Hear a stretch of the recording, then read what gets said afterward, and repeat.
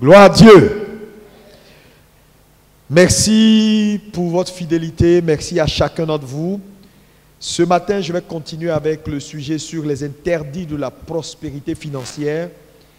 Il y a quelques dimanches, j'ai parlé du premier interdit en pointant sur ce que j'ai intitulé l'indépendance ou non, l'investissement, la mentalité de l'investissement qui est une mentalité qui te façonne, qui te reprogramme à penser profit au détriment du gaspillage. C'est une mentalité qui est une science qui te façonne à travailler pour la croissance. Alléluia, dans les activités. C'est une mentalité qui te façonne à prioriser ce qui te fait gagner au détriment de ce qui te fait perdre. Nous avons dit beaucoup de choses sur ça et nous avons dit que cette mentalité visait plusieurs objectifs. Alléluia. Est-ce que quelqu'un peut me dire Amen? Aujourd'hui, je vais poursuivre parce que je ne peux pas revenir sur tous ces détails. Je vais poursuivre. Il faut vraiment reprendre le message sur ce sujet que nous avons vu il y a quelques dimanches sur cette mentalité qui est la mentalité d'investissement. C'est un sujet essentiel pour l'Église aujourd'hui. Et parmi les totems de la prospérité financière, il faut ne pas avorter cette mentalité-là, sinon tu vas entrer dans le gaspillage, tu vas commencer à faire certaines choses et malgré toutes les prières, tout ce que tu feras, ta vie ne va pas prospérer. Si tu n'étais pas là pendant que j'ai prêché ce message, il faut aller chercher ce message-là, il faut écouter. Amen. Ce matin, je vais continuer sur les interdits de la prospérité financière en parlant de ce que j'appelle la désobéissance aux lois qui contrôlent la création de richesses. Est-ce qu'on peut dire avec moi la désobéissance aux lois qui contrôlent la création de richesses? Ce matin, je vais être bref, mais je veux parler à ton cœur. Vous savez, il faut que l'Église sorte des slogans pour entrer dans du pratique, dans du réel. Quelqu'un me dit, il faut que l'Église sorte des slogans. Non, je le dis, frères et sœurs, l'affaire de Dieu là, ce n'est pas slogan. Dieu m'a fait la grâce de bouger, de voir beaucoup de choses, de voir d'autres cieux, de voir un peu comment l'œuvre se fait un peu partout. Nous avons des églises aujourd'hui partout, donc je sais un peu de quoi il s'agit. Je suis sollicité un peu de partout, je fais beaucoup de choses, beaucoup de choses. Beaucoup de choses. Et je vous parle par expérience. Par expérience. Il faut que l'Église sorte des slogans. On va faire une première lecture dans Genèse 1, verset 26. Genèse 1, verset 26.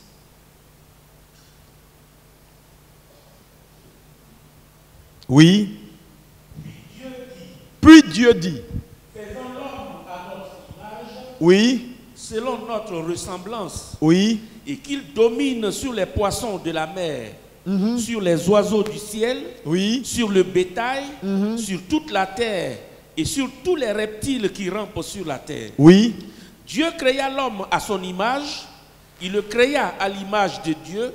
Il créa l'homme et la femme.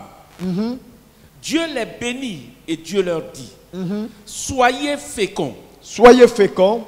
Multipliez. Multipliez. Remplissez la terre. Remplissez la terre. Assujettissez-la. Assujettissez. Et dominez sur les poissons de la mer. Merci, tu vas t'arrêter là.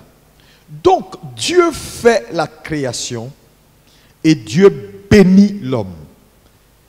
Je vous ai dit, la bénédiction, c'est une capacité.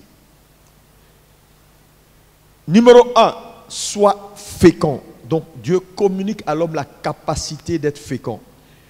Ici, le mot fécond, ce n'est pas faire des bébés.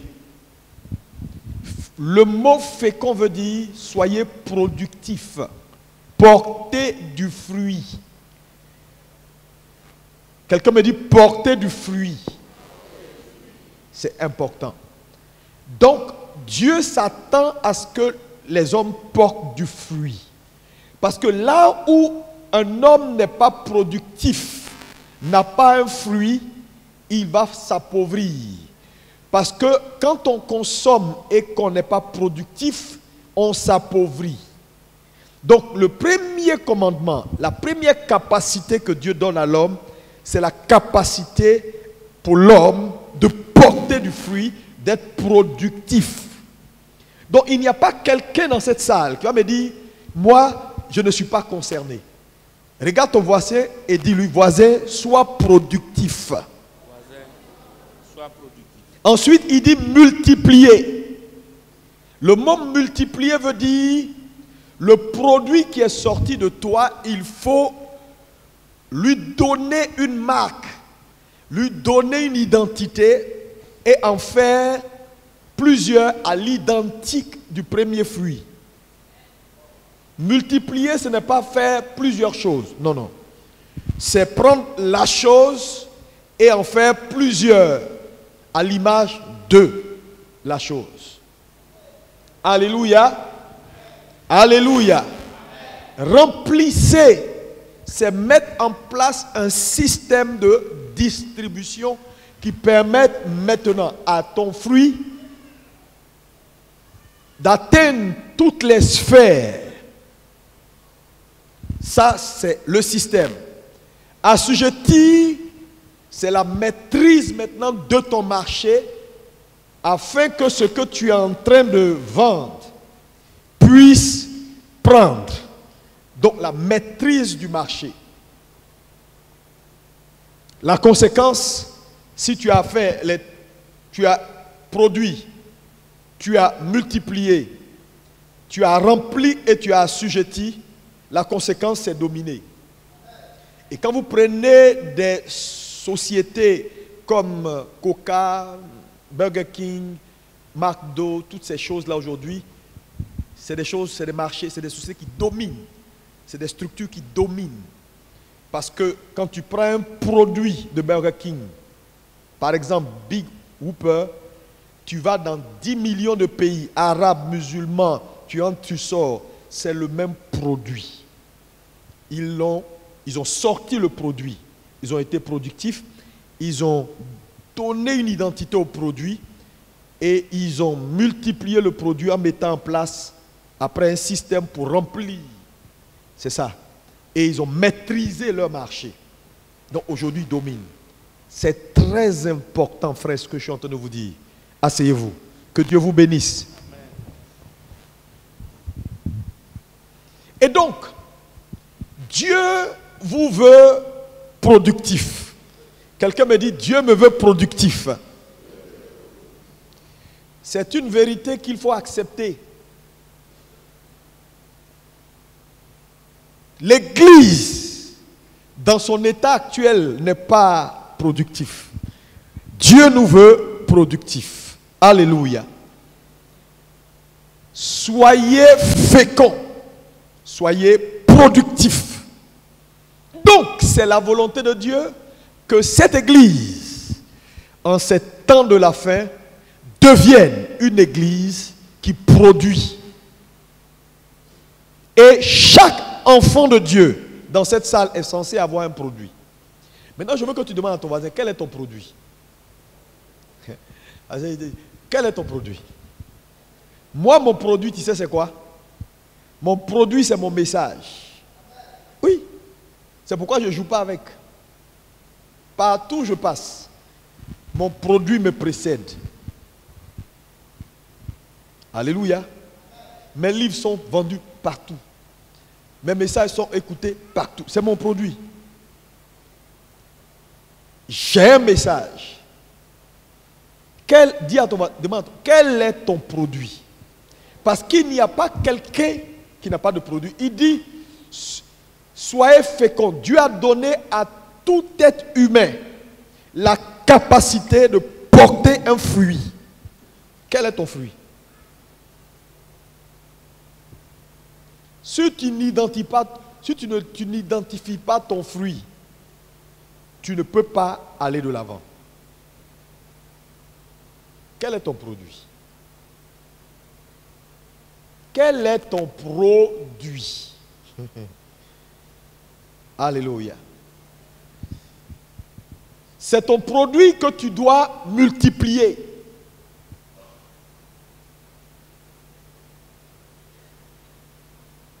C'est ton produit que tu dois envoyer aux extrémités de la terre. Si tu es une chante, ton produit là, c'est ta voix et ta mélodie, tes compositions. Ne laisse pas ça au stade de « je chante dans ma douche ». Alléluia, et puis l'eau va sur toi, alléluia, puis c'est fini. Non, non, non, non, non. Il faut bien emballer ton produit. La plupart d'entre vous ici, là, il y a beaucoup de talent. Mais tant que vous ne comprenez pas ça, vous n'irez nulle part. Ou aimez même. Chante bien. Il va falloir maintenant t'asseoir, faire tes compositions et puis faire le packaging, c'est-à-dire bien emballer et puis maintenant chercher à multiplier ce produit. La plupart des frères ont tout fait, ils ont eu un produit, mais ils n'ont pas encore développé la multiplication. La multiplication, c'est d'abord donner une identité claire à ton produit et commencer à balancer ça.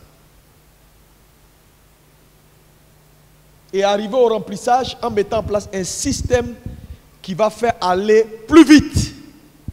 Partout. Partout.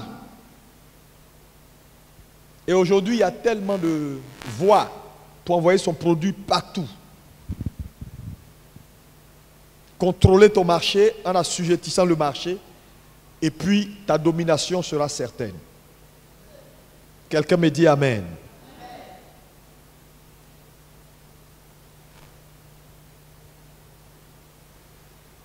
Prospérer donc est la volonté de Dieu. Mais, comme je vous l'ai dit, il y a des interdits.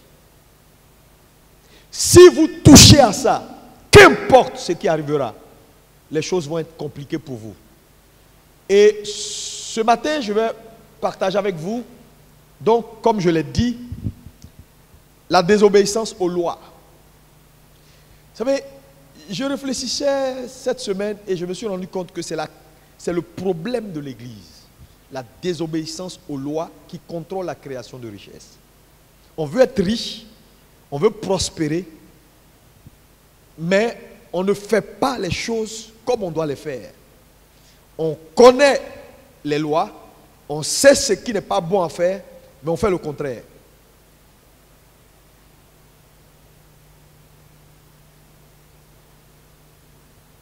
Frères et sœurs, Dieu n'est pas un Dieu d'émotion.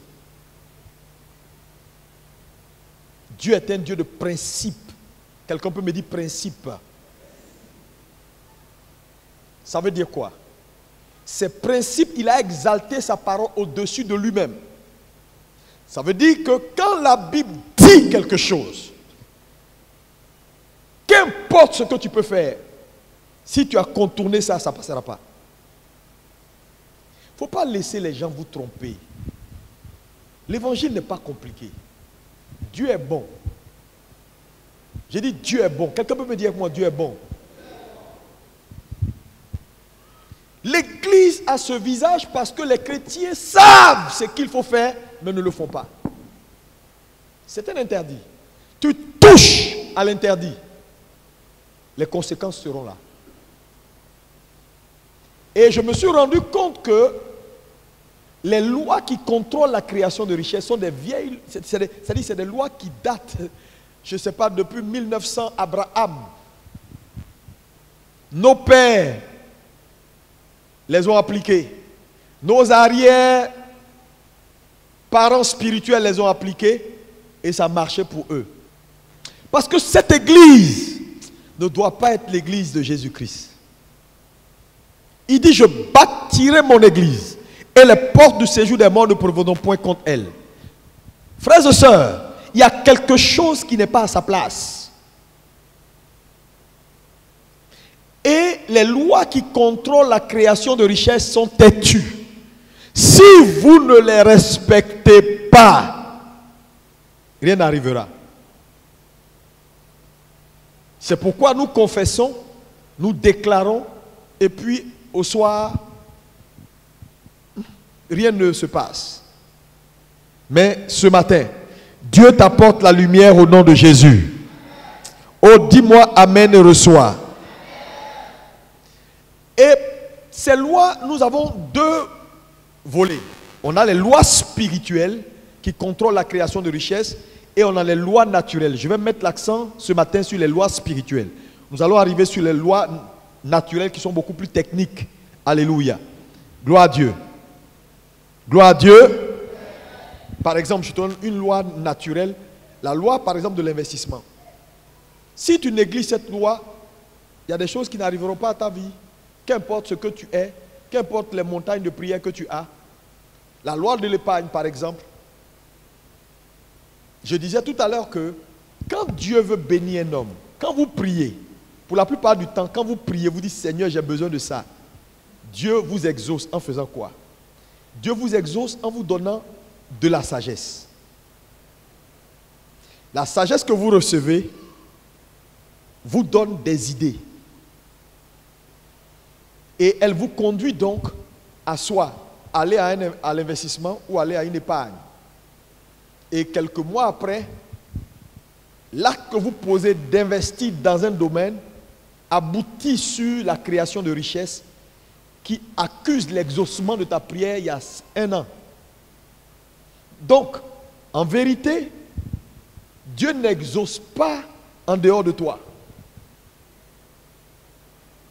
Le problème de beaucoup de chrétiens dans leur subconscient, ils pensent que Seigneur, vraiment il me faut une maison.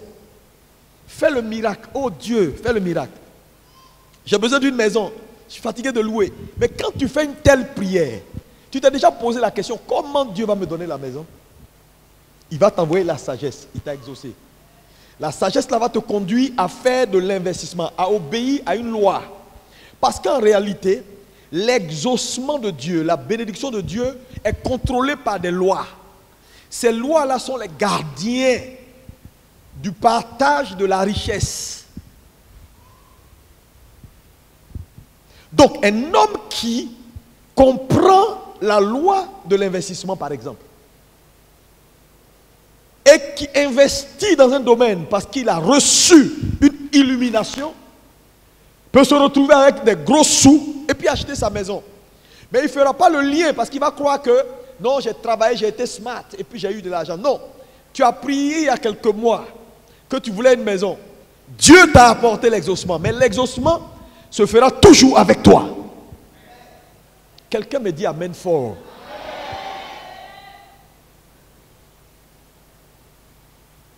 Quand vous prenez la plupart des miracles qui surviennent dans la vie des chrétiens, c'est-à-dire, les chrétiens ont été trop mal formatés. C'est-à-dire, je dirais, peut-être 10%. 10% sont des choses qui peuvent arriver sans que Dieu ne s'appuie sur toi. Sinon, pour tout, les 90% là, tu es dedans. Mais souvent, tu t'en rends même pas compte que tu es dans le processus toi-même. C'est pourquoi ce matin, que Dieu te donne de la sagesse. J'ai dit que Dieu te donne de la sagesse. Que Dieu te donne de la sagesse. J'ai dit que Dieu te donne de la sagesse. Et en vous prêchant sur les interdits, c'est pour vous aider. Parce que ces interdits-là sont des totems. Et ce matin, nous allons voir quelques lois spirituelles. La première loi que je veux que nous puissions voir, c'est ce que j'appelle la loi qui gouverne. Ou la loi de la soumission à Dieu. Est-ce qu'on peut dire que la loi de la soumission à Dieu? Plus fort. Encore plus fort. Job 22, versets 21 à 26. Tu me dis, mais pasteur, en quoi la loi de la soumission à Dieu contrôle la création de richesse? Je vais t'expliquer. Amen. Il dit quoi? Attache-toi donc à Dieu et tu auras la paix. Tu auras la paix. Tu jouiras ainsi du bonheur. Tu jouiras ainsi du bonheur. Merci. Il dit, tu vas jouir du bonheur. Le bonheur va t'accompagner si tu t'attaches à Dieu, si tu te soumets à Dieu. La pensée dans ce verset ici, là, ça dit attache là, ce n'est pas la bonne traduction. Soumets-toi à Dieu et tu auras la paix. Vous savez, quand j'ai compris ça, ça m'a délivré. Et je veux te dire quelque chose ce matin de très important, écoute-moi bien.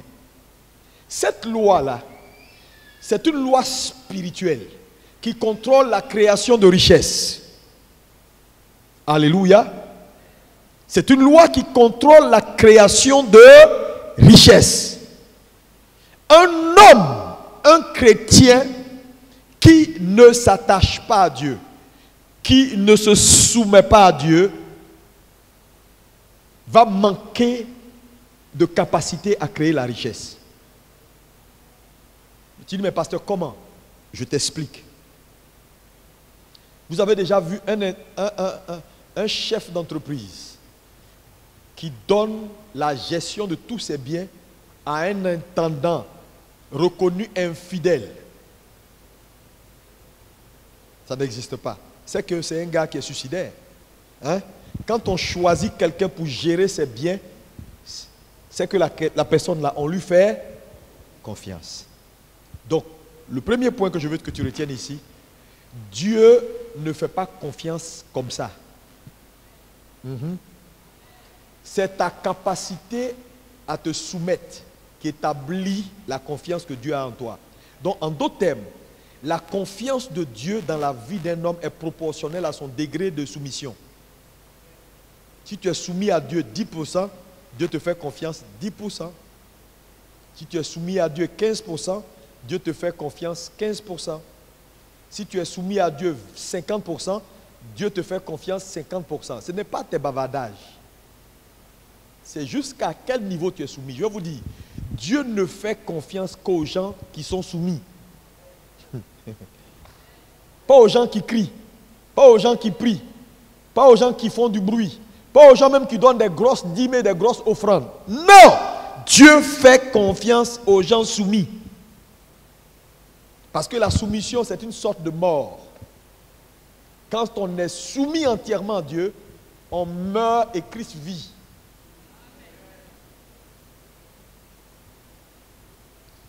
Est-ce que vous savez ce qu'on appelle la richesse? La richesse est spirituelle. Pour confier une richesse à quelqu'un, c'est que tu lui as fait confiance.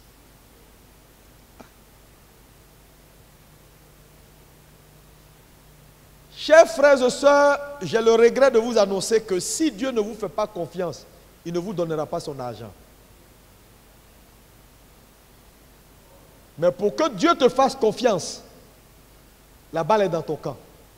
Ce n'est pas ta confiance en Dieu. Non, non, non, non. Ça là, c'est rien du tout. Qu'est-ce que ta confiance peut apporter à Dieu? Satan même fait confiance en Dieu.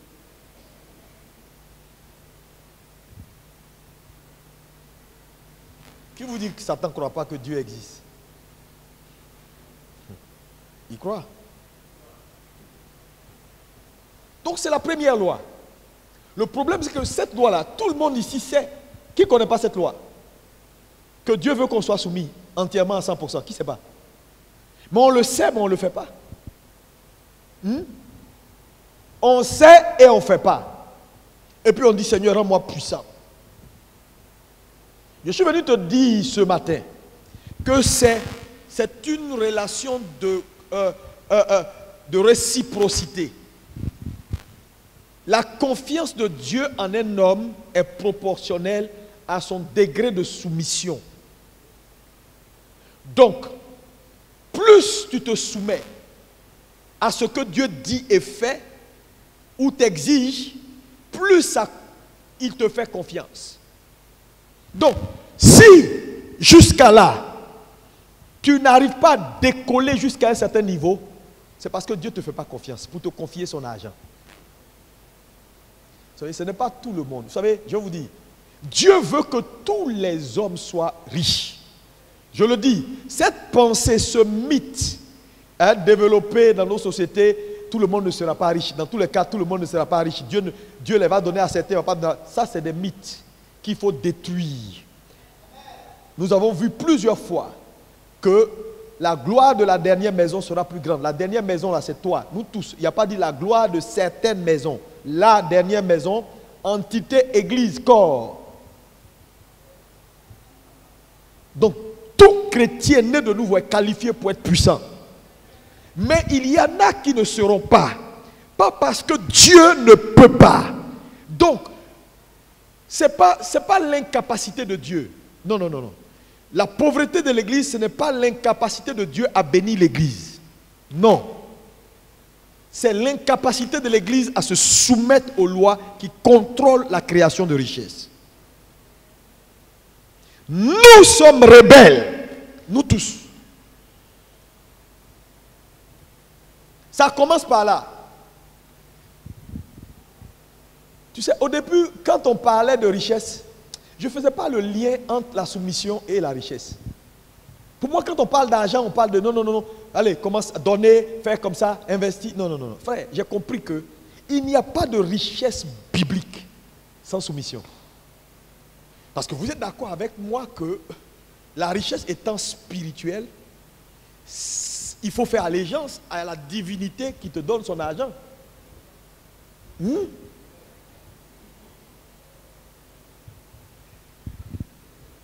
La plupart des gens que vous voyez qui sont puissants ont fait allégeance à Satan.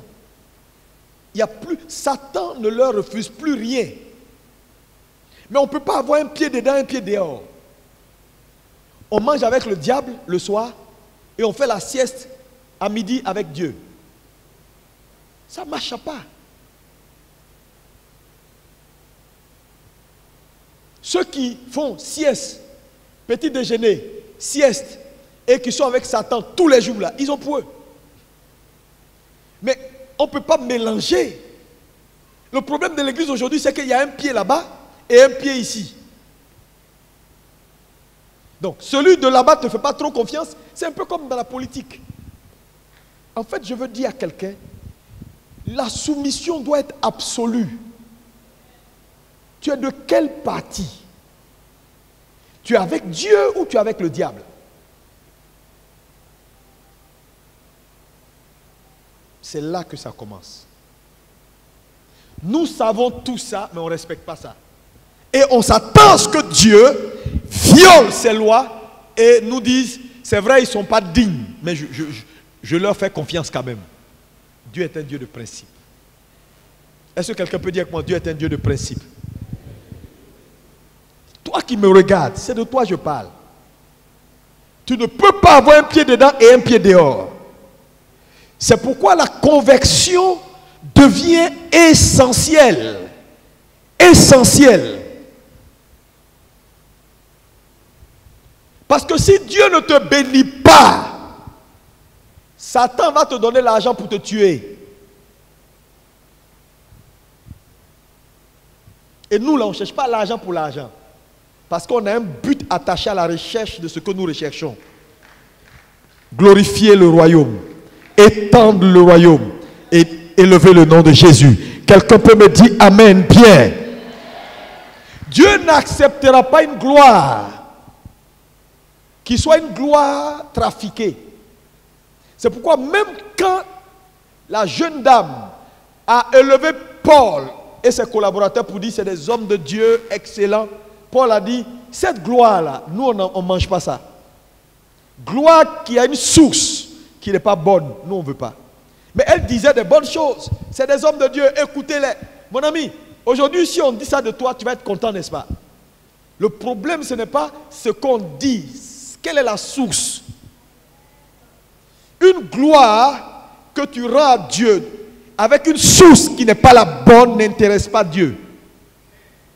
C'est pourquoi la plupart des gens qui viennent, ils savent vendre de la cocaïne, ils viennent avec la haine pour dire non, on va faire l'évangélisation avec Dieu, regarde ça, Dieu n'aime pas ça.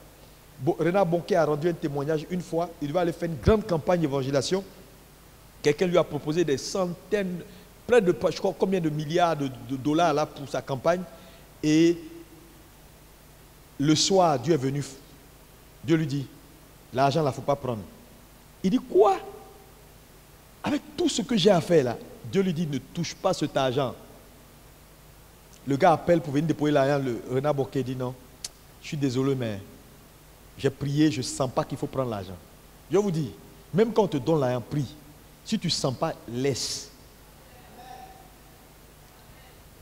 Le soir, quand il a refusé l'argent, il ouvre le journal à la télé. On dit tel trafiquant vient d'être pris. Et tous les gens qui ont participé, qui ont bouffé l'argent, on les cherche. Imaginez-vous s'il avait pris l'argent.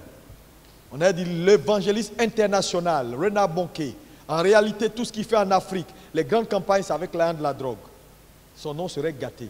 Il n'aurait pas eu cette longévité dans le ministère. Frère, tu vas loin. J'ai dit, tu vas loin. La soumission à Dieu vaut mieux que tout. La soumission. Dieu ne te donnera pas son argent s'il ne te fait pas confiance. C'est pourquoi les gens sont pauvres. C'est pourquoi les gens parlent, ils prient, ils crient, ils sautent, il n'y a rien qui arrive. C'est là que ça commence. C'est là que ça commence. Quelqu'un me dit c'est là que ça commence. Je vous dis, la plupart des gens qui refusent de se soumettre réellement à Jésus, ils ne durent pas dans l'église. Hein? Oh, ils vont venir, ils vont s'asseoir. On va les nommer diacres. Ils vont tourner. Et un matin, ils vont partir. Parce que quand on refuse de se soumettre à Dieu, à un moment donné, ce sont les chaises de l'église qui vont t'éjecter. Est-ce que vous croyez que l'affaire, on est en train de faire là, vous pensez que c'est amusement ça? C'est pas amusement. Hein? Si tu veux faire amusement, il faut aller dehors. Ici, là, c'est pas amusement. Hein? C'est une affaire d'éternité, de salut. La plupart, ils sont pleins dans les églises. Ou à moins qu'à un moment donné, le pasteur s'assoit et puis il dit, bon, lui, dans tous les cas, il s'en fout. Et puis les gens font ce qu'ils veulent. Ok. Sinon, si tu veux continuer à prêcher l'évangile, à faire ce que Dieu te demande, tu ne peux pas, j'ai dit tu ne peux pas demeurer dans l'église pendant longtemps, t'asseoir, avoir l'approbation de Dieu, si tu refuses de te soumettre. Cette affaire-là, est-ce que vous savez que les deux royaumes-là, le royaume des ténèbres et le royaume de lumière, les deux royaumes sont à la quête d'adeptes. Ils ne cherchent pas des suiveurs, ils cherchent des adeptes. Dans le royaume de Dieu, il n'y a pas de suiveurs. Il y a des fils qui sont nés et qui deviennent des citoyens, des adeptes. 100%. Il n'y a pas mercenaires.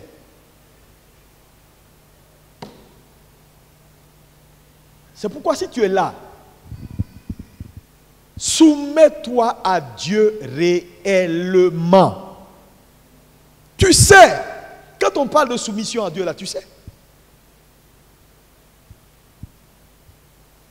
Tu voles. Tu sais que voler, Dieu n'aime pas, non. Pourquoi tu voles? Tu sais, mais tu voles. Tu mens. Tu sais que Dieu n'aime pas, non. Tu mens tout le temps là. Tu sais. Tu me dis, mais pasteur, ça a quoi avec l'argent? Oui. Quand Dieu ne fait pas confiance à quelqu'un, parce que la personne n'est pas, c'est-à-dire, l'échappe. Regardez aujourd'hui en Occident. C'est compliqué de faire l'œuvre en Occident. Vous savez pourquoi? Parce que les chrétiens de l'Occident, quand tu leur dis ça, ils disent non, eux ils ont leur programme. Si tu as surpris les chrétiens de Paris ou bien de l'Occident en leur disant, c'est vrai, ce n'était pas prévu, mais je veux qu'on fasse une réunion de prière juste à 18h. Ils vont te dire, non, mais pasteur, non. C'est pas comme ça, hein. Faut nous avertir, on a notre programme à nous. Il fallait qu'on dise nous un mois avant pour qu'on prépare. Nous, on travaille. Ils vont te dire toutes sortes de choses pour te dire qu'ils ne viendront pas. Parce qu'en réalité, ils sont chrétiens, mais leur vie, là, c'est entre leurs mains. Et Dieu ne peut pas faire interruption dans une vie pour arrêter son calendrier. Pourtant, Jésus a dit, non pas ce que je veux, mais ce que toi, tu veux. Ça veut dire quoi? Jésus avait son agenda. Mais, à un moment donné, l'agenda du Père a prévalu. C'est ça la soumission. Quand on ne peut pas déranger ton agenda, tu es en danger. Souvent, Dieu fait exprès. Dieu fait exprès. Dis-leur que après le culte, il y a réunion. Tu vas voir, ça commence à bouder. Attends, c'est pas sérieux ça. Attends, il faut avertir les gens. Hein. On n'est pas des va-nu-pieds, nous sommes des hommes d'affaires. Il faut nous dire, si tu veux qu'on ait une réunion. Tu vas leur dire même que le Saint-Esprit m'a convaincu, a mis la pression sur mon esprit. Ils vont te dire, écoute, Le Saint-Esprit, le Saint-Esprit. Pasteur, écoute, Dieu même sait. Dieu même sait. Il n'est pas prêt. La flexibilité. Est-ce qui a empêché Moïse d'entrer à Canaan? Un chrétien qui n'est pas prêt. Parce que je te dis, Dieu, c'est lui qui décide du timing. Il a dit à Abraham, prends ton fils. Ah, vas-y. Abraham fait son programme. Il prend le petit. Allons à la montagne, on va tuer le petit. Dieu apparaît au milieu et dit, ne le tue plus. Abraham dit, attends, tu fais amusement ou quoi? Tue-le, ne le tue plus. Dieu, sois sérieux. Moi, il y a des choses que j'aime pas. Tu m'as dit, tue-le, je vais le tuer. Voilà. Mon ami, tu vas tuer ton Isaac si tu n'es pas un homme flexible. Tu n'es pas un homme soumis. La seule chose que Dieu cherchait dans la vie d'Abraham, est-ce que cet homme-là est réellement soumis? Est-ce que cet homme-là m'écoute? Je vais voir. Si ce que je lui donne est supérieur à moi qui suis le donateur. Attends. La soumission. J'ai compris que c'est la clé. C'est la clé. Quand un homme est soumis, Dieu va l'arranger. Dieu va tout faire pour que cet homme-là ne se perde pas. On peut être soumis et puis avoir des faiblesses. Dieu va régler tes faiblesses. Parce que je dis, ce qu'il cherche, c'est la soumission. Parce que Dieu ne veut plus jamais de rébellion, comme il a eu au ciel. Est-ce que vous savez que Dieu ne s'attendait pas à ce qui s'est passé au ciel? Il fait la création. Tout est parfait. Et un être parmi les anges se rebelle. Il dit ça là, plus jamais. Le travail de Dieu aujourd'hui, c'est pourquoi la vraie recherche, c'est la soumission. Parce qu'un homme soumis est un homme mort. Oui, la soumission c'est la mort. Sauf que tu es mort les yeux ouverts. Parce que tu n'as plus de volonté. Assois-toi. Oui. Ici. Oui. Tu fais ton programme. On vient, on dit non, arrête ton programme, j'arrive. Tu dis sans problème. Quand tu commences à argumenter, il y a problème. Mais comme je connais Dieu, si l'Église se soumet, Dieu n'est pas quelqu'un qui va nous embêter tout le temps, venir changer notre programme. Non, Dieu n'est pas comme ça. Souvent, il le fait pour voir jusqu'à où on est soumis. Soyez soumis. Il n'y a rien qui va vous manquer. Quelqu'un me dit Amen. Cette première loi-là, c'est la base. Tu es là, tu sors avec les filles là. Tu ne sais pas que Dieu n'aime pas. Pourquoi tu fais? Tu n'es pas soumis. Tu vis chez le monsieur là, il t'a marié. Tu ne sais pas qu'on ne fait pas ça, que Dieu n'aime pas. Pourquoi tu fais? Tu n'es pas soumis. Et tu viens t'asseoir à l'église, Seigneur, rends-moi puissant. Dieu ne peut pas te rendre puissant.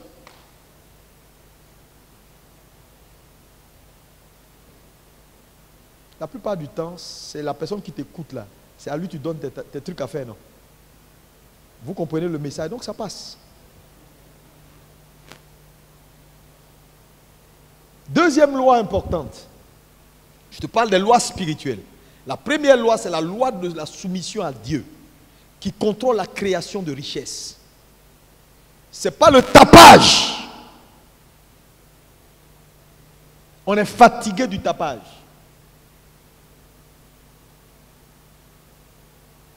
Est-ce que Dieu peut te réveiller à 2h moins 5 dans ton sommeil pour te dire, fils, j'ai besoin de toi. Va à l'église pour 1 heure de prière, dans la pluie. Et tu dis, Père, non pas ce que je veux. C'est vrai, le sommeil est là. Mes yeux sont enflés, mais je m'en vais. Tu peux faire ça. Tu ne vas pas argumenter. Deuxième loi importante. Directement, deuxième loi spirituelle qui contrôle la création de richesses, c'est la loi de la dîme. Directement, la loi de la dîme. Dis ça fort. Encore plus fort. Malachie 3, versets 9 à 10. On va lire. Oui. La Bible dit, vous êtes frappés par la malédiction et vous me trompez, Oui. nation tout entière. Apportez à la maison du trésor toutes les dîmes, Oui. afin qu'il y ait de la nourriture dans ma maison. Mettez-moi de la sorte à l'épreuve, dit l'Éternel des armées. Oui. Et vous verrez si je n'ouvre pas pour vous les écluses des cieux. Amen. Et si je ne reprends sur vous la bénédiction. Regardez. Genèse 14, verset 20. Genèse 14, verset 20. Béni soit le Dieu très haut. Oui. Il a livré tes ennemis entre tes mains. Et Abraham lui donna la dîme de tout. Le roi de Sodome dit à Abraham, donne-moi les personnes et prends pour toi les richesses. Amen. Laissons là. Par la suite, vous verrez l'acte qui mentionne pour la première fois la dîme. Ici, je veux que tu m'écoutes bien. Parce que vous qui êtes sur Internet, écoutez-moi bien. Frères et sœurs, la richesse a des lois qui sont comme des gardiens en charge de la distribution. Quand on les respecte, quand on les honore, elles activent en notre faveur la création de richesses. La loi de la soumission à Dieu, c'est la première loi spirituelle. La deuxième loi spirituelle, c'est la loi de la dîme. Maintenant, c'est quoi la dîme? Parce qu'il y a trop de confusion et de cacophonie. La dîme n'est pas une affaire d'argent. Il faut enlever ça de ta tête et puis il faut mettre ça au placard. La dîme, tu peux écrire, tout le monde, la dîme n'est pas une affaire d'argent. Écrivez ça. Ce n'est pas une affaire d'argent. Parce que les gens sont devenus frileux quand on parle de dîme. On dit, ah, les pasteurs, ils aiment trop parler. Ce n'est pas une affaire d'argent. La dîme intervient pour la première fois dans le verset que nous venons de lire, dans un contexte. Abraham va en guerre. Il faut bien m'écouter. Il a la victoire avec ses collaborateurs. Il paye la dîme sur tout le revenu.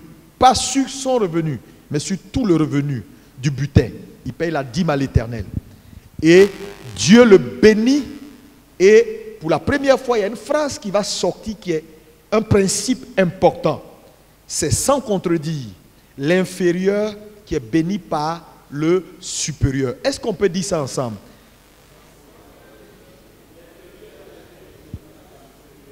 Qui est béni par le supérieur. Ça veut dire quoi?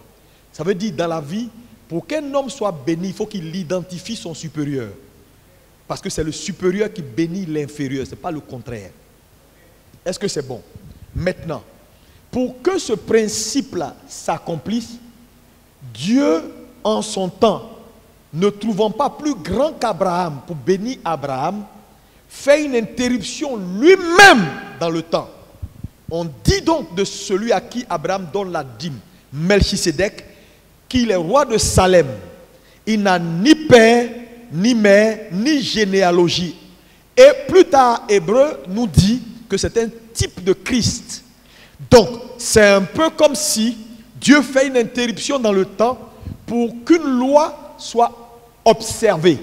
C'est le supérieur qui bénit l'inférieur. Parce qu'Abraham était le plus grand en son temps. Qui allait le bénir? Donc Dieu lui-même devient un homme et le bénit. Et après cette scène où Abraham paye sa dîme à Melchisédek, on n'entend plus parler de Melchisédek, si ce n'est dans Hébreu. Quelqu'un me dit Amen. Est-ce que ça va? Maintenant, un jour, j'ai posé la question au Seigneur. Pourquoi cette affaire de dîme là, pourquoi tu as mis ça dans la Bible? Parce qu'il y a déjà les offrandes. Et Dieu va m'expliquer pour me faire comprendre que la dîme n'est pas une affaire d'argent. C'est un principe de vie. qu'est-ce que c'est que la dîme et pourquoi Dieu introduit la dîme dans la Bible?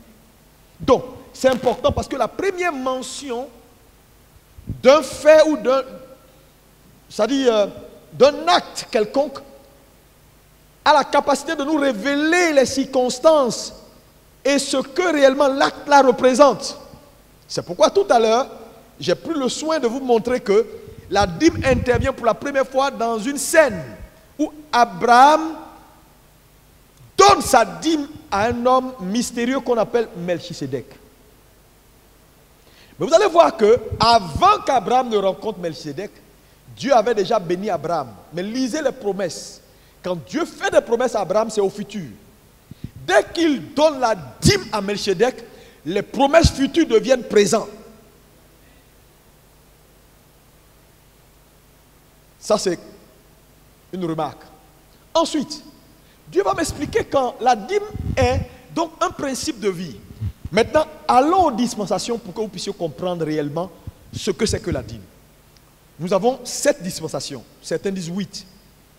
La première dispensation, c'est l'innocence. Ensuite, la conscience, le gouvernement humain, la promesse, et puis la loi et la grâce. Nous sommes dans la dispensation de la grâce. Le jugement dernier. Ça, c'est la 7e dispensation. Maintenant, quand vous prenez la dispensation de l'innocence, on retrouve dans la dispensation de l'innocence la dîme. Parce que quand il dit dans Nombre que la dîme sera perçue et que ce sera une portion consacrée à l'Éternel, la notion de portion consacrée, est-ce qu'on peut dire comment portion consacrée? Tout le livre de Nombre et de Lévitique nous parle de la portion consacrée. Vous percevez la dîme et ce sera remis au sacrificateur. Ce sera ma part, une poune, ma part, une portion consacrée. Mais pourquoi la dîme est une portion consacrée? Dans la notion de portion consacrée, Dieu voulait mettre à part quelque chose qui lui revient dans ce qui vous appartient.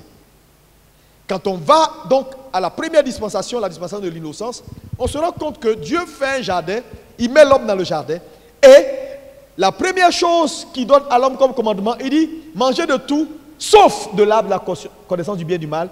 Donc, il fait de l'arbre de la connaissance du bien et du mal une portion consacrée, un interdit. Quelqu'un me comprend? Et de la dispensation 1 à la dispensation 2 de la conscience jusqu'à ce qu'on arrive au principe, c'est-à-dire de la dîme révélée dans cette scène qu'Abraham a vis-à-vis de Melchisédek, on se rend compte que dans toutes les dispensations, Dieu établit toujours cette portion consacrée. Cette portion consacrée, l'interdit qui lui revient dans ce qui appartient aux hommes. Alléluia. Maintenant, il faut bien me suivre. Quand Jésus vient, la Bible dit dans Jean 3,16 que Dieu a tant aimé le monde qu'il a donné son Fils unique afin que quiconque croit en lui ne périsse point, mais qu'il ait la vie, quoi? Éternelle. Mais vous voyez, dans ce verset, on dit Dieu a tant aimé qu'il a donné. Mais le mot donner ici, donner là, ce n'est pas donner en termes de donner et partir. Par exemple, si je te donne une maison, la maison t'appartient. Moi, je m'en vais et je te laisse avec ta maison. Mais ce n'est pas dans ce sens-là que le mot donner de Jean 3,16 est écrit. Dans le donner de Jean 3,16, c'est Dieu a tant aimé qu'il a donné et il est dans le don. C'est-à-dire, Dieu ne nous a pas donné pour nous laisser. Il nous a donné pour demeurer dans la relation du donné. Donc, c'est un donné, c'est un peu comme si je te donne une maison et puis je viens habiter dans la maison avec toi. Je ne sais pas si on me suit. Alléluia. Alléluia. Donc, dans le principe de la dîme, qu'est-ce que Dieu veut nous enseigner? Dieu veut enseigner aux hommes que tout ce que je vous donne, je suis créateur de tout, tout m'appartient. Tout ce que je vous donne, je vous le donne parce que je vous aime. Mais en même temps, à cause de mon amour, je suis obligé de demeurer dans la relation là avec vous. Donc, ma part dans ce que je vous donne, c'est ça la portion consacrée.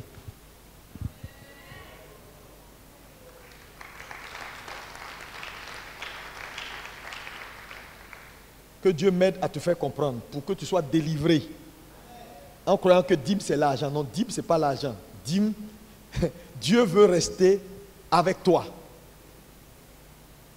Parce que la preuve de la présence de Dieu dans la vie d'un homme, ce n'est pas ce qu'il dit.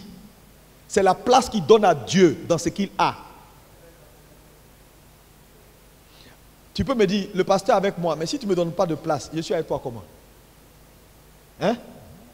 C'est la place que tu me fais qui est la preuve que je suis réellement avec toi. Quand je vais chez toi, j'ai un lit pour dormir. Quand je vais à ton bureau, j'ai ma chaise à moi. Quand je vais à ton village, j'ai mon tabouret. Partout où tu es, j'ai quelque chose. Même si tu vas même à Paris, j'ai un petit coin où mon sac est. Je suis dans ta vie. Donc, Dieu institue la dîme, non pas parce qu'il a besoin d'argent. Non, les gars, ce n'est pas une affaire d'argent. Dieu institue la dîme, numéro 1, pour que les hommes soient bénis. C'est-à-dire, aient de la capacité pour créer des richesses. 2, Dieu institue la dîme pour que dans tout ce qu'il donne à un homme, il y ait dans ça une portion qui lui appartient. Et vous savez, Dieu occupe toujours la place que tu lui donnes.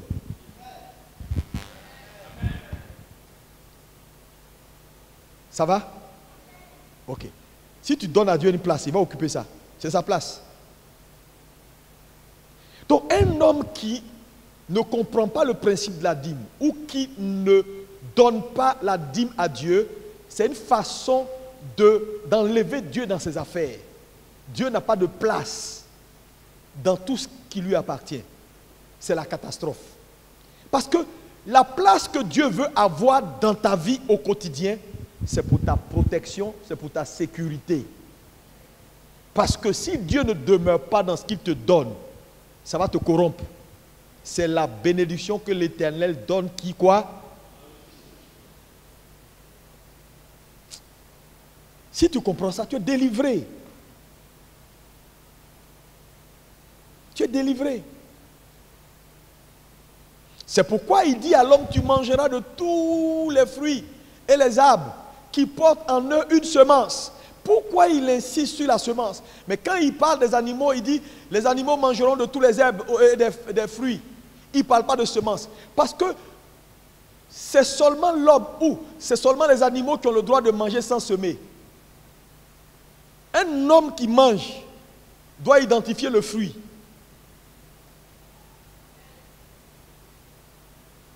Est-ce que quelqu'un comprend un peu le principe? Dieu veut avoir part dans ce qui t'appartient. Donc la dîme devient la part consacrée. C'est pourquoi vous allez voir que la dîme n'était pas une affaire d'argent. Dans l'Ancien Testament, les gens payaient la dîme sur terrain, sur les maisons, sur tout ce qu'ils ont. Ce n'était pas une affaire d'argent. C'est parce qu'aujourd'hui, l'argent est devenu l'équivalent de tout. Qu'aujourd'hui, les gens envoient l'argent. Sinon, si l'argent n'était pas l'équivalent de tout, ou tout n'avait pas son équivalent en argent, les gens allaient venir ici avec portion de terre, allaient venir avec, pasteur, allons voir, j'ai un terrain là-bas, viens calculer, dis-moi quelle est la dîme, et puis tu coupes. Les gens allaient venir avec toutes sortes de choses. Dans la Bible, c'est clair. On a parlé, Jésus a parlé de vous payer la dîme de la nette, de la menthe, ainsi de suite, n'est-ce pas? Même dans le Nouveau Testament, Jésus l'a dit. Donc, ce n'est pas d'abord l'argent. Tout ce que Dieu fait pour un homme, Dieu veut avoir part. Pour protéger cette chose, parce qu'il y a un ennemi qu'on appelle le serpent ancien.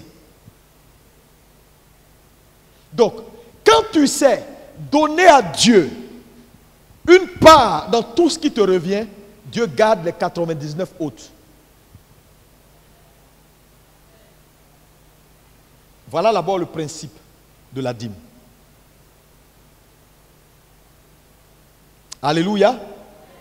Alléluia.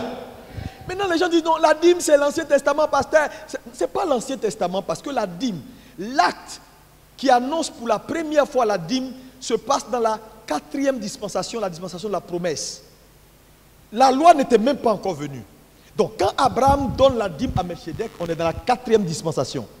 La loi intervient dans la 5e dispensation. Donc la dîme n'est pas la loi. La dîme est un acte de foi d'abord. Parce qu'Abraham donne sa dîme à Melchizedek par la foi. Il ne connaît pas Melchizedek. C'est quelqu'un qui n'a ni père ni mère. Il le rencontre et il reçoit la révélation que c'est à lui qu'il faut donner la dîme parce que c'est son supérieur. Donc c'est d'abord un acte de foi. La dîme est d'abord à la base un acte de foi. Quelqu'un me dit Amen. Et nous ne sommes pas dans la loi. Maintenant, comment la dîme se retrouve dans la loi? Dieu, lorsqu'on transite de la 4e dispensation où la dîme intervient pour la première fois, dans la dispensation de la promesse, Dieu fait transiter maintenant la dîme dans la loi. Il établit dans la loi, quand on est sous la loi, à la 5e dispensation, il établit la dîme maintenant comme un impôt obligatoire, parce que Israël devient une nation. Donc, désormais, sous la 5e dispensation, la dîme devient une loi, une imposition spirituelle, pour prendre soin du tabernacle et des indigents. Ça va? C'est pourquoi Jésus, plus tard, dans Matthieu 23, dit aux Juifs, vous payez la dîme sur la menthe, la nette et toutes ces choses-là, vous le faites, vous êtes concentrés là-dessus, mais vous négligez les lois éternelles comme l'amour, la justice. Mais quand il le fait, c'est une façon de pointer leur exigence à la réglementation imposée par la dîme. Ça veut dire quoi? Comme c'était une loi sous la 5e dispensation, les Juifs étaient carrés. Ils payent leur dîme, ils payent leur dîme, ils ne payent pas. Quand tu ne payes pas, on te taxe 1,5%. Et tout ça est dans la Bible.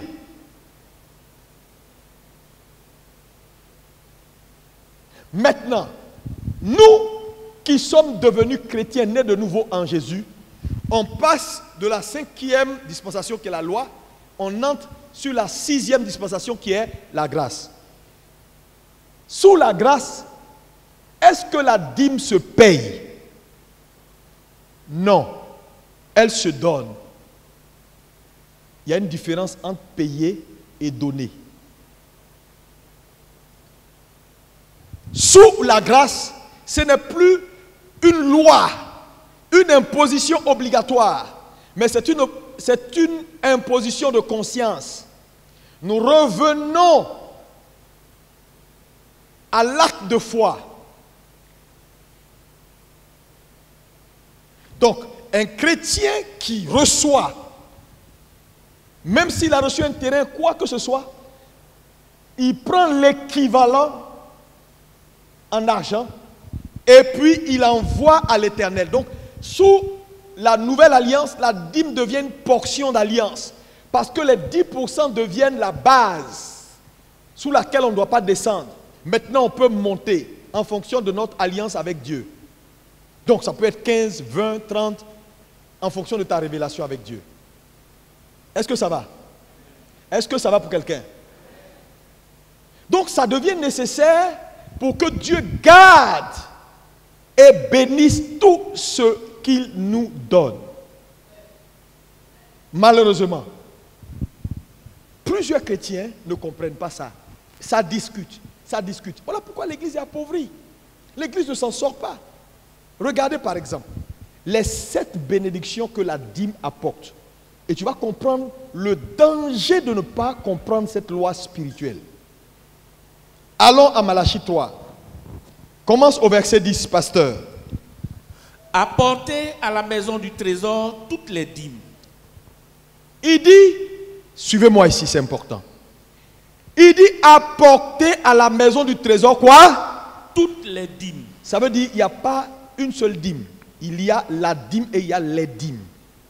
Ok, vas-y. Afin qu'il y ait de la nourriture dans ma maison. Il dit, pour que la nourriture ne manque pas dans la maison. Oui. Mettez-moi de la sorte à l'épreuve. Et vous verrez si je n'ouvre pas pour vous les écluses des cieux. Première bénédiction que la dîme apporte. c'est les cieux ouverts. Dis avec moi les cieux ouverts.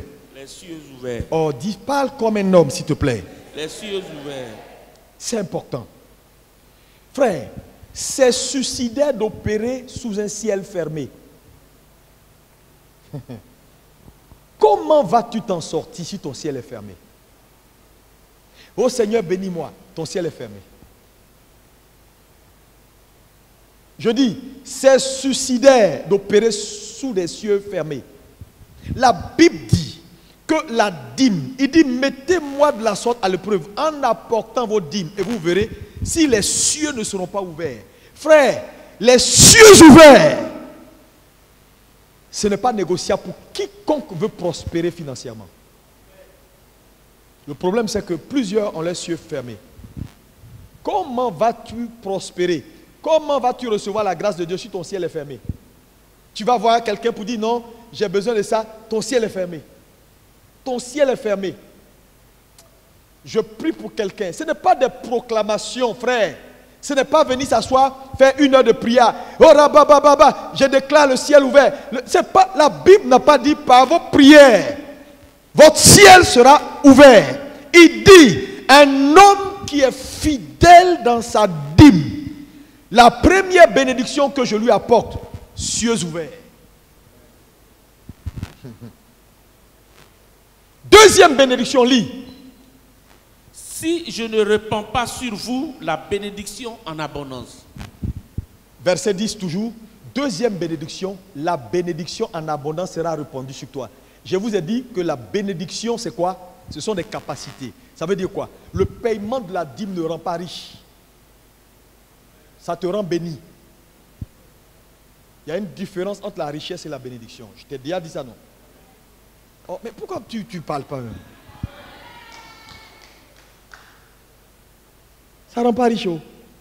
Dieu va te bénir, tu vas avoir des idées, tu vas avoir de la capacité. Mais si tu ne fais rien avec, rien n'arrivera. Donc quand tu es fidèle à ta dîme, ciel ouvert, c'est déjà très bon. Hein?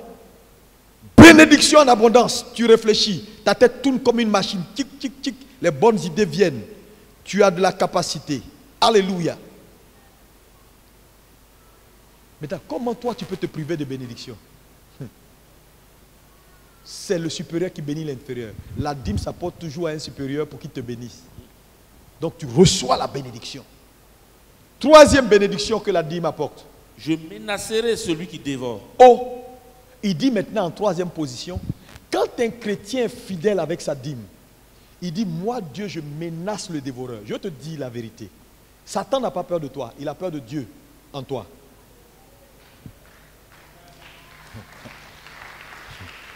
Il dit, quand un homme apporte la dîme, moi Dieu, je fais le boulot.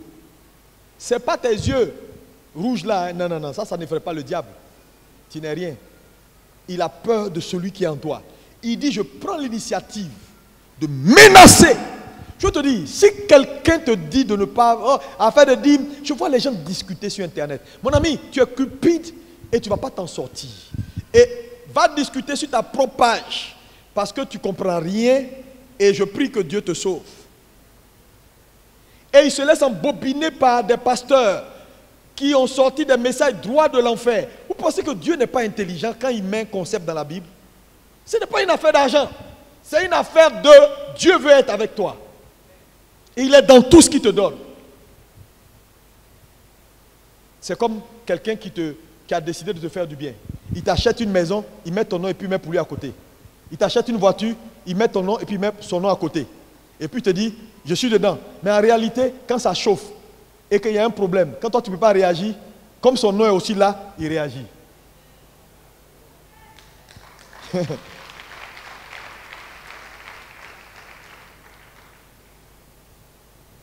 Le jour où quelqu'un te menace pour dire, ta voiture, là, on va prendre ça. Ou bien on va venir prendre ta maison.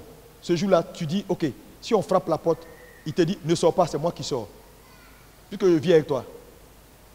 Et puis quand il sort, le monsieur prend la fuite pour dire, ah, je ne savais pas que ce type était là, et puis il prend la fuite. Parce que toi, tu es petit, mais l'autre, il n'est pas petit. C'est un peu ça. Est-ce que vous comprenez un peu? Vous comprenez un peu? C'est ça. Donc quand Dieu te demande là, c'est pour demeurer dans tes finances. C'est pour demeurer dans ce qui t'appartient. Amen. Parce qu'il sait qu'il y a quelqu'un qui va réclamer ça. Il dit, je le menace. Oui, continue. Combien de bénédictions on est à la troisième? Quatrième bénédiction. Oui. Il ne vous détruira pas les fruits de la terre. La quatrième bénédiction, il dit, verset 11, il dit, vos fruits ne seront pas détruits. Ça veut dire quoi? Quand un homme apporte sa dîme, son fruit, je vous ai dit tout à l'heure que le premier commandement, quand Dieu bénit l'homme, il lui donne de la capacité, c'est porter du fruit. Il dit, ton fruit ne sera pas détruit. Est-ce que vous savez qu'il y a beaucoup de gens, leurs fruits sont détruits? Satan est un spécialiste de détruire les fruits. Quand il a détruit ton fruit, il sait que tout le reste du processus là peut rien aboutir. Ça ne peut pas aller quelque part. Il corrompt ton fruit. C'est pourquoi les gens sont assis dans l'église, en réalité, ils n'ont même pas de fruits. Parce que Satan a détruit leurs fruits, il a corrompu leurs fruits, donc ils sont assis là, ils ne savent pas grand-chose.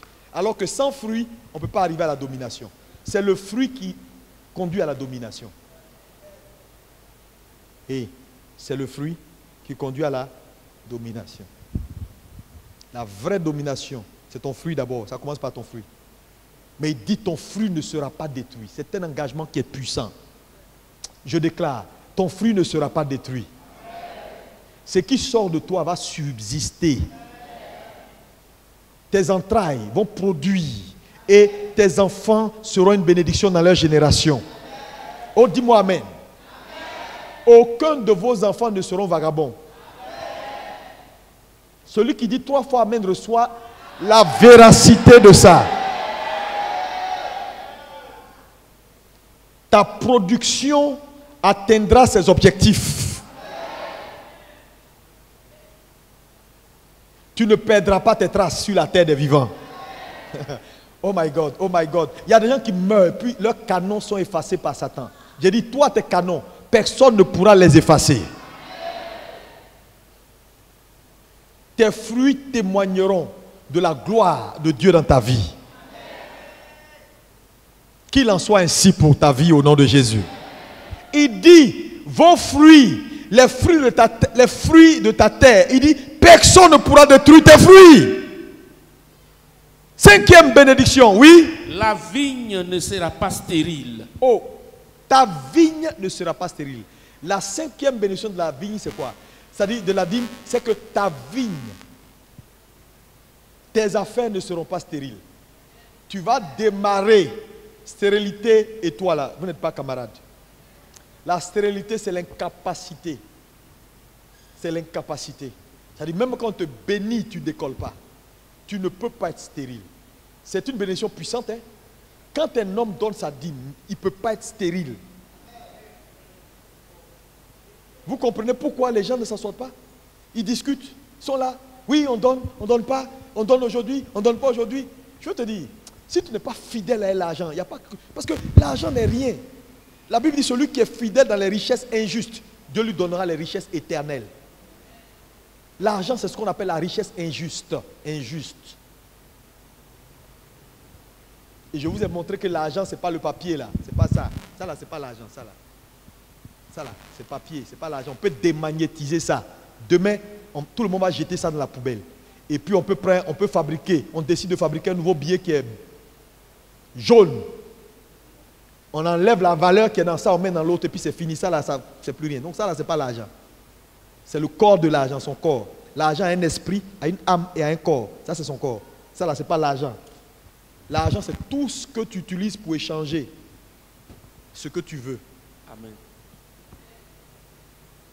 Ta force peut être l'argent. L'argent est un esprit. Qui t'a dit l'argent c'est papier? L'argent se tue à cause du papier. 6e bénédiction, oui. Toutes les nations vous diront heureux. On est à quelle bénédiction? Toutes les nations vous diront heureux. Ça veut dire quoi? Les nations vont vous célébrer. Quand on donne sa dîme, à un moment donné, les gens vont te reconnaître. La capacité de reconnaissance. Est-ce que vous savez que c'est une bénédiction que Dieu donne quand tu donnes ta dîme? Sinon, tu auras la valeur. Les gens ne vont pas te reconnaître. Ils vont aller reconnaître quelqu'un qui est moins qui a moins de valeur que toi et moins de compétences que toi. Les nations vont te dire heureux. Hein? Leurs yeux vont s'ouvrir sur toi. C'est ça la force de la dîme. 7e bénédiction de la dîme, oui. Vous serez un pays de délices. Vous serez un pays de délices. Ça veut dire quoi? Est-ce que vous savez que ABMC est un pays, une nation? Ce n'est pas forcément Côte d'Ivoire, Ghana, non, non, non. Une nation peut être un groupe ethnique, peut être un groupe spécifique. La jeunesse dans une église est une nation. Une nation a des spécificités à elle. Une église comme ABMC Cathédrale, c'est une nation. Ça veut dire quoi?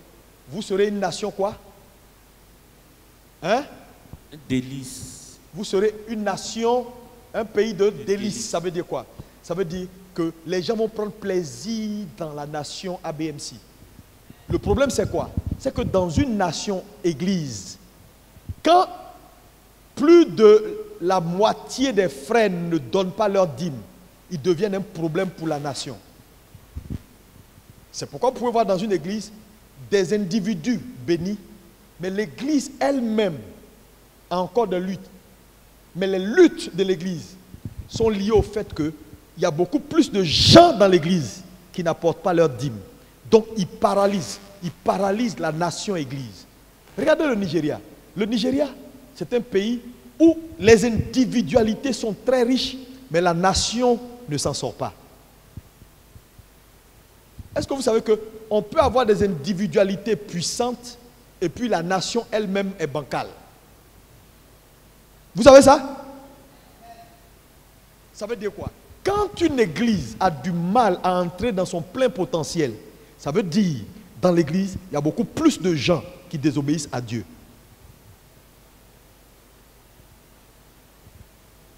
C'est pourquoi je veux te dire ce matin, il ne faut pas se leurrer. Moi, je suis ton pasteur, je suis honnête avec toi. Tu es peut-être venu, tu as peut-être fait 10 000 églises, tu t'es retrouvé là, gloire à Dieu, c'est ton terminus. Prends le temps d'écouter ce que je te dis, grandis. La dîme n'est pas une affaire d'argent, c'est une affaire de Dieu veut être avec toi. C'est un principe de vie. C'est d'abord un principe de vie. Quelqu'un me dit principe de vie. Maintenant, je souligne un point important. La dîme ne rend pas riche. Quand tu donnes ta dîme, Dieu ouvre les écluses des cieux. C'est le respect de d'autres lois spirituelles qui déterminent ce qui descend des ciels vers toi. Ce n'est pas la dîme. Ça nous fait basculer maintenant à la 3e loi spirituelle qui contrôle la création des richesses. C'est la loi de la semaille et de la récolte. Quelqu'un dit semaille et récolte. Plus fort. Encore plus fort. Luc 6, verset 38.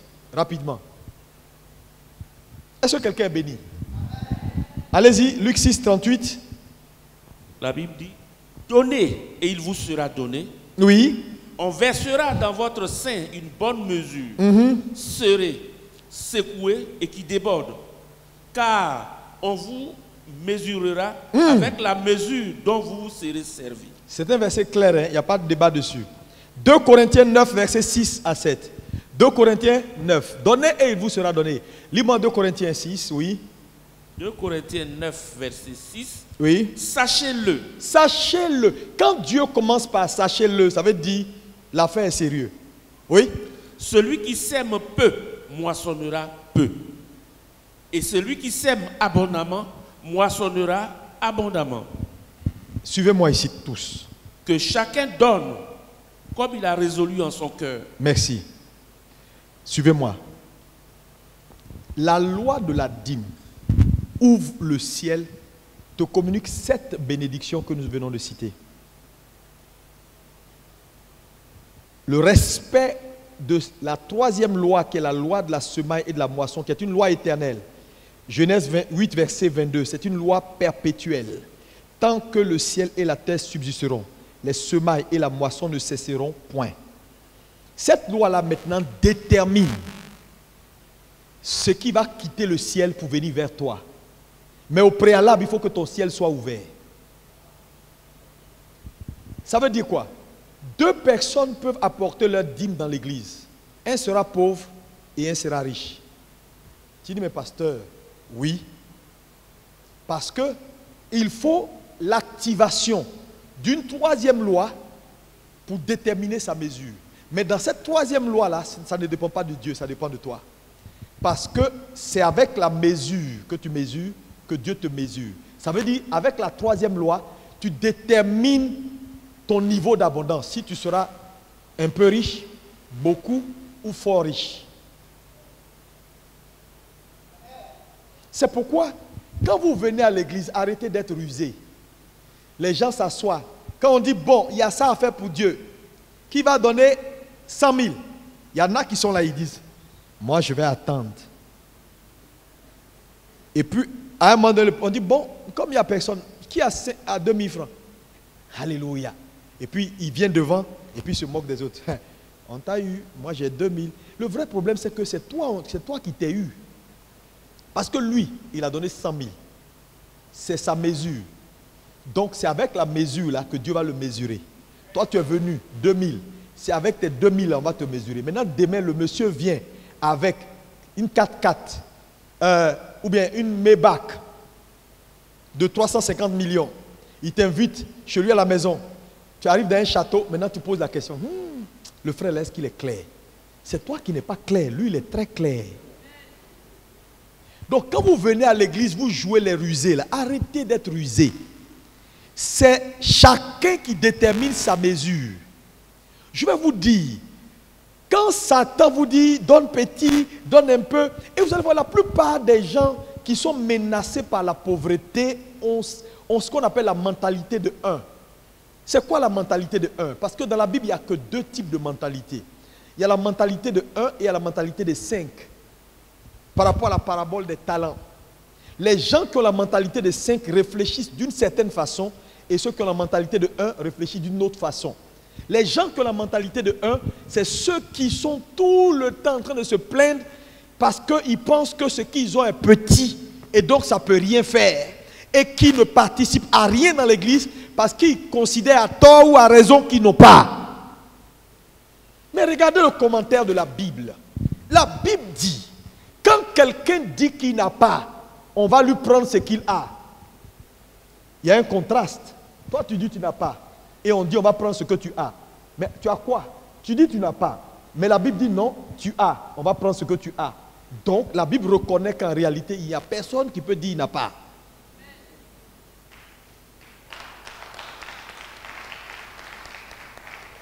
Donc il faut que l'Église s'affranchisse des mentalités, du blocage. Et l'un des gros problèmes de l'Église, c'est cette transition mentale entre l'état de pauvreté dans lequel le monde nous a déposés et ce que Dieu veut faire de nous maintenant. Les gens n'arrivent pas à faire cette transition-là, mentalement. Donc ils sont assis dans l'Église, mais ils gardent une limite dans leur approche. Mais souvent, je les vois, tu vas prêcher, tu vas parler de quelque chose, bon, on va faire ça, ils sont là, ils attendent. Dès que tu descends à 1000 francs, tout le monde se lève. Ils pensent qu'ils sont en train de faire du mal à quelqu'un, tu te fais du mal. Tu te fais du mal. Frère, le ciel est ouvert, ta dîme a ouvert le ciel. Ok. Quand tu as donné ta dîme là, c'est maintenant que tu commences le travail. Hein?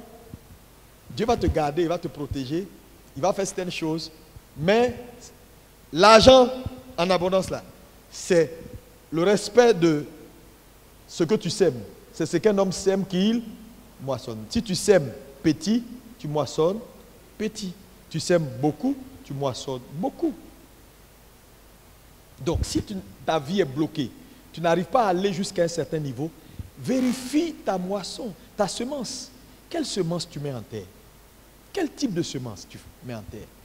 Ah, je n'ai rien, je n'ai pas. Pasteur, moi, je n'ai pas l'argent. Ah, le petit, je n'aime pas payer mon loyer. Les gens sont tout le temps en train de se plaindre. Tout le temps en train de se plaindre. Mon ami, tout le temps en train de se plaindre. Je n'ai pas, je n'ai pas. Quand on dit quelque chose, bon, il a du mal. Bon, vous prenez un taxi à 4. Il faut payer le taxi, ça fait 2500. Il fait comme ça. Pourtant, il a 4000 francs ici. Hein. Allez, on fait comment? Tu dis, bon, ok, c'est pas grave. Vous n'avez pas d'argent. Non, non, je paye, je paye. C'est toujours le même monsieur qui paye. Toi, toujours tu ruses. Ah non, vraiment, je ne sais pas comment on va faire. Hein? Comment on va faire? Prends tes 4000 là, donne. Mais tu ne peux pas donner parce que tu es tellement avare, mesquin. Et demain tu dis, Seigneur, bénis-moi. Quelle bénédiction tu veux avoir? Que Dieu délivre quelqu'un ce matin au nom de Jésus. Dis, Seigneur, délivre-moi au nom de Jésus. Si tu n'es pas arrivé à un point où dépenser pour Dieu ne te dit rien, tu n'as pas commencé. Hein? C'est vrai, Dieu va te rendre miraculeux. Quand il sait qu'il peut compter sur toi quand il a besoin de toi. Je veux encourager quelqu'un dans cette salle qui me regarde ce matin. Dieu bénit et Dieu rend prospère. Mais arrête de ruser avec lui. Surtout quand il te donne un peu, c'est pour te tester. Tu as eu 100 000 francs pour donner 10 000 francs, tu trembles comme ça. Tu mets dans une enveloppe les 10 000 francs, tu mets dans ta poche, tu viens à l'église, tu fais comme tu as oublié, tu repars à la maison, tu regardes, tu reviens. Depuis 4 semaines, les 10 000 francs sont dans ta poche. Donne ça aujourd'hui. Aujourd'hui.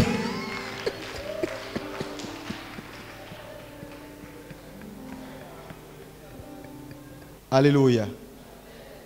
Dieu peut nous élever au-delà de ce que nous pouvons penser ou imaginer. C'est à lui le ciel et la terre. Avant-hier, je regardais les trucs de la Coupe du Monde au Qatar. Là. Mais j'ai eu un peu mal au cœur. Les 8 stades qui vont abriter la Coupe du Monde. Si tu vois les stades là, au Qatar, tu sauras qu'il y a Coupe du Monde et puis il y a Coupe du Monde. Frère, les stades qu'ils ont fait au Qatar, ce n'est pas vos histoires du Cameroun, des trucs en Allemagne, en France là. Hein? Non, c'est des vrais stades. Hein? J'ai dit, je regarde les stades là, je me demande où ces gens-là sont incroyables. Incroyables, frères et sœurs. Vous allez voir la Coupe du Monde au Qatar là. Ça serait peut-être l'une des Coupes du Monde les mieux organisées en termes d'investissement. Ils sont puissants financièrement. Mais ceux-là, ils n'adorent pas Jéhovah. Ils n'adorent pas Jéhovah. Ce sont les fils d'Ishmaël. C'est Ismaël qui est même pas l'enfant de la promesse. Qui a une promesse charnelle. Ça dit sa promesse est charnelle. Parce que Dieu a parlé des étoiles dans le ciel, l'église, et le sable au bord de la mer, les juifs. Donc si ça marche pour eux, ça doit marcher pour nous. Mais on ne respecte rien. On ne respecte rien. Les chrétiens ne respectent, ils savent, mais ils ne font pas. Ils savent que Dieu, là, la soumission à Dieu, c'est le respect de ses principes. On ne fait pas. Comment Dieu va être fort? Comment notre Dieu sera fort? Je vais vous dire, tout ce qu'on fait là, c'est notre force. Si nous sommes puissants financièrement, l'argent va amplifier encore plus ce qu'on fait. Attends, pour prendre l'université d'Abidjan là, c'est une semaine, une seule semaine. Donner 500 millions, il n'y a pas un étudiant qui va dire, il ne va pas venir à ma rencontre. Il n'y a pas un seul. Chaque étudiant qui vient, il repart à 200 000. Même les Aladji vont venir s'asseoir. Le problème, c'est l'argent. Je vous dis, Satan sait la clé. Il sait où pincer l'église. Il sait. Réveillons-nous. Réveillons-nous. Si on essaie de servir Dieu sans l'argent, on va mourir vite. Parce que tu vas te battre sur des champs difficiles où tu aurais pu envoyer ton argent en mission. Et puis quand tu arrives, c'est juste prendre le micro pour dire Jésus vous aime et puis Jésus allait entrer dans leur cœur. Que Dieu vous bénisse et vous prospère. Quelqu'un me dit 3 fois Amen. Ne prenez pas les messages que nous sommes en train d'avoir là comme juste des messages. Dieu veut changer ton histoire. Que la sagesse vienne à quelqu'un dans cette salle ce matin. Au nom puissant de Jésus. Quand on parle de la loi de la semaille et de la moisson, c'est une loi essentielle. Elle a des éléments importants. Par exemple, dans cette loi, il y a les vœux. Combien de chrétiens qui donnent leurs vœux? Lis-moi le psaume 76, verset 12. Psaume 76, verset 12, rapidement. Psaume 76, verset 12. Oui. Faites des vœux à l'Éternel, votre Dieu. Faites des vœux à l'Éternel, votre Dieu. Et accomplissez-les. Et accomplissez-les. Ça veut dire quoi? Ça veut dire, quand il dit faites des vœux, c'est une ordonnance. Ça veut dire un chrétien qui ne fait pas de vœux, ce n'est pas bon. Parce qu'il y a des grâces qui ne viendront pas à toi si tu ne fais pas de vœux. Il y a des bénédictions que Dieu apporte par des vœux. Tu veux être béni, tu fais vœux, tu ne payes pas de vœux. Ça ne veut pas dire qu'il ne faut pas... Ah non, non, non, comme on dit, c'est dangereux, moi je ne fais plus de vœux. Non, tu dois faire des vœux. Parce qu'il y a des grâces qui viennent que par les vœux. Mais tu dois honorer tes vœux. Les prémices. Quelqu'un dit avec moi les prémices. Proverbe 3, verset 9. Lis-moi ça. Les prémices, c'est quoi? Tout ce qui est premier dans ta vie. Lis-moi. Honore l'Éternel avec tes biens et avec les prémices de tout ton revenu. Tout ton revenu, prémices. Combien de gens qui apportent les prémices? On veut être béni. Parce que les prémices et la prééminence vont de pair. Il y a combien de gens qui apportent les prémices? Tu me dis, pasteur, les prémices. Premier salaire, c'est prémices. Est-ce que vous savez que si tu avais 1 million de francs CFA par mois, si dans 6 mois on te donne 1 500 000, les 1 500 000, ça devient prémisse. Pas que tu n'as jamais eu 1 500 000. C'est un salaire que tu n'as jamais eu. Si tu n'apportes pas ça à Dieu, tu bloques le cycle de ton élévation. Combien de gens qui font ça dans l'église? En fait, je vais vous dire la vérité. Vous vous plaignez des églises là. Ah, les églises sont des escrocs. Si les chrétiens faisaient seulement ce que Dieu leur demande, aucun pasteur sérieux n'allait demander l'argent à la chair. Je peux te parler? Oui, vous plaignez. On nous demande trop l'argent. Mais oui, parce que vous ne faites pas ce que vous devez faire. Dieu est trop intelligent pour que son œuvre ne manque de rien. Mais vous bouffez les prémices du Seigneur. Combien de gens ici, leur salaire a augmenté, ils ne sont jamais venus déposer ça. Quand ça ne marche pas, pasteur, prie pour moi, j'ai des blocages. Mais ils ne te diront jamais qu'il y a 2 semaines, il avait 100 000. Le patron lui a donné maintenant 150 000 francs par mois. Il a dépensé ça.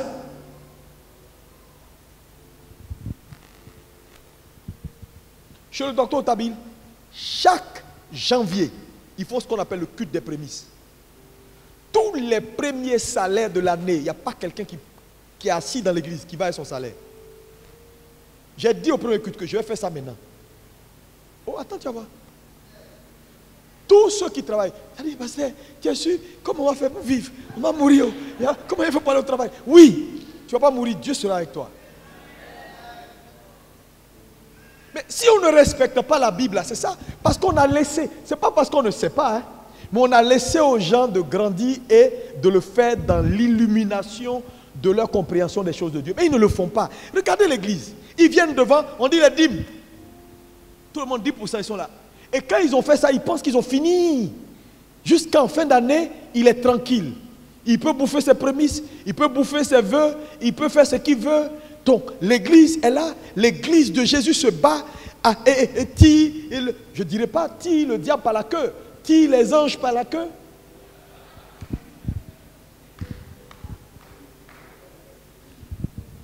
Les choses sont difficiles, on n'arrive pas à renumérer les gens comme il faut, on n'arrive pas à recruter comme il faut, les pauvres musiciens ils viennent, ils ne peuvent pas faire, ils demandent 50 000, on est obligé de donner 20 000, c'est compliqué. Pourquoi? Parce que les gens sont là, ils sont assis, des coupeurs de route spirituels. Et ils viennent, Seigneur, bénis-moi, tu me donnes 1 milliard, tu verras que je suis ton serviteur. Il t'a donné 10 000, tu n'es pas capable de lui rendre 1000 francs. La vérité c'est ça. Voilà pourquoi l'église ne s'en sort pas. Vous qui me suivez, c'est ça la vérité. Tu peux ne pas comprendre, mais c'est ça la vérité. On va prendre. Prémisse. Ce jour-là, tu portes tes gaffas pour ne pas voir le visage des gens. Tout noir. Et puis tu dis prémisse, et puis tu fais quoi? Alléluia. Chantez-moi, et puis tu chantes. Et puis ils viennent. Oui. Il faut on va observer la Bible. Parce que l'œuvre là, ce n'est pas pour nous, c'est l'œuvre de quelqu'un. Nous sommes juste des intendants sur cette œuvre. On dit la parole, et puis vous faites. Il ne faut pas demain me dire, tu n'as pas dit. Chotabil. Tous les premiers. J'ai dit, quand ils font leur culte de prémisse, c'est la fête. Les gens s'habillent en t-shirt. Les gens viennent de partout avec tout ce qui est premier dans leur vie. Dans la nouvelle année. Même à Abidjan ici, il y en a qui font. Les gens prospèrent, les gens ouvrent des sociétés, ça marche. Les gens font des choses extraordinaires. Ici, non! Je vous dis, c'est ça la clé. Quelqu'un me dit, c'est la clé. Tu sais, si ça te fait mal, c'est parce que Dieu est en train de te délivrer. Quand on prêche sur ces choses et puis tu te sens un peu mal à l'aise là, ça veut dire que tu es en train d'être délivré. Il y a des gens qui sont cool, hein, ils sont là, ils s'en foutent. Parce qu'ils sont habitués, Dieu les a délivrés déjà de ça. Il dit, Seigneur, aide-moi, je vais faire. Oui, parce qu'à un moment donné, Dieu te délivre. La cupidité, c'est pas bon. Parce que l'argent n'est rien, les gars. Il y en a qui avaient, ils sont sous terre aujourd'hui. Tout l'argent là, Abidjan ici, dans la main de certaines personnes. Ça ne fait rien de bon. Si Dieu prend pour sauver les âmes, c'est mieux. Action de grâce. Colossiens 3, verset 17. Quelles sont les personnes qui honorent leur action de grâce? Est-ce que vous savez que Dieu nous aide? Les actions de grâce, c'est de la reconnaissance. Est-ce que vous savez que là où il n'y a pas de reconnaissance, c'est une semence pour peu? Le manque de reconnaissance te met dans un cycle de diminuer. Il y a combien de chrétiens maintenant qui viennent à l'église tous les dimanches avec action de grâce? Vous dites, Seigneur, cette semaine a été extraordinaire. Mes enfants ont eu leurs examens. Il y a un qui a eu le bac. On a mangé. Il n'y a pas eu même quelque chose qui a manqué. La pluie qui est venue là a tué 7 personnes. Mais chez nous là, extraordinaire. La main du Seigneur, voilà ce que j'en vois. Les gens ont perdu cette habitude. Ils viennent, oh Dieu Tout-Puissant, donne encore. Quand il donne, il n'y a pas merci. Oh Seigneur, donne encore. Quand il donne, il n'y a pas merci. Jésus a réclamé le merci du 1. Quand le 1 est venu lui dire merci, il dit, mais les 9 autres là, pourquoi ils ne sont pas venus me dire merci?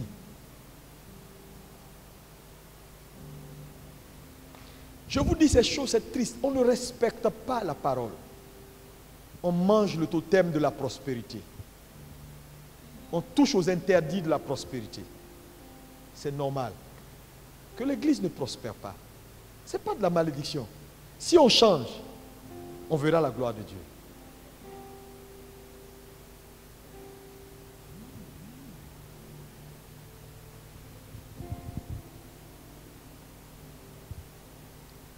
Un autre élément, c'est l'offrande de prophète. Tout le monde dit avec moi l'offrande de prophète. 2 Rois 4, verset 8. Ça veut dire quoi l'offrande de prophète? Quand un homme de Dieu te bénit, ne le laisse pas partir. Sinon, la bénédiction va le suivre. Rachète la bénédiction en donnant une offrande de prophète. Ce n'est pas, ne dis pas, il ne m'a pas demandé. Moi, j'ai demandé à tous mes pasteurs, et je vous le dis ici, ne demandez jamais de l'argent à un fidèle. Moi, je ne le fais pas. Vous n'avez pas le droit de le faire. Ne demandez jamais de l'argent à un fidèle. Quels que soient les services spirituels que vous leur rendez. Jamais! Il n'y a pas quelqu'un qui va moi demander l'argent. Ce n'est pas moi. Non, j'ai pris pour toi, mais il faut que tu... Si Dieu te parle, tu donnes. Dieu ne te parle pas, j'ai prié, il faut partir. Le Dieu que je sers, je sais comment il travaille. Je ne manquerai jamais de rien. Mais ne le faites jamais. Mais ce n'est pas parce qu'il ne vous demande pas. Vous comprenez que c'est une loi spirituelle. Quand quelqu'un vous bénit, bénissez sa vie. bénissez sa vie. C'est vraiment important. Quand cette femme a fait une place pour le prophète dans sa maison, le prophète a dit, quand son fils est mort, jamais ça passe pas. Le petit là, il va ressusciter. L'offrande de prophète transfère l'onction du prophète dans ta vie.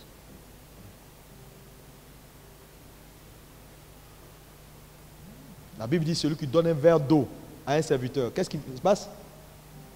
Il ne perdra même pas sa récompense. Hein? Si nous respectons tout ça, c'est des principes qui contrôlent la création de richesses.